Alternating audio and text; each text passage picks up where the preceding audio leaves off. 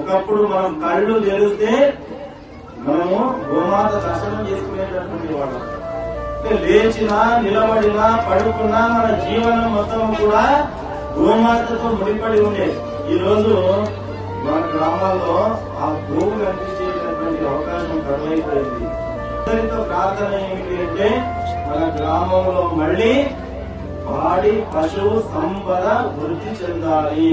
ఇది మనం అందరం కూడా శివాలయంలో ఆ శివుని సాక్షిగా సంకల్పం తీసుకోవాలి. మనం అందరం కూడా ఇంటికి కనీసం ఒక్క ఆవునైనా మనం పోషించాలి. కనీసం ఒక్క ఆవైనా మన ఇంటికి కాకపోయినా కనీసం మన ఊళ్ళో ఒక స్థలం చూసుకుని ఒక చిన్న గోశాలను ఏర్పాటు చేసుకుని కనీసం ఆ గోశాలలో ఒక 10-20 ఆవులను మనం పోషించి మన ఇంట్లో పండుగలున్నా పూజలున్నా ఆ గోవులను దర్శించుకొని ఆ గోవులకు ఇంత నైవేద్యం పెట్టేటటువంటి అవకాశాన్ని వాతావరణాన్ని మనం కల్పించుకోవాలి, సృష్టించుకోవాలని చెప్పి మీ అందరితో నేను కోరుతున్నాను.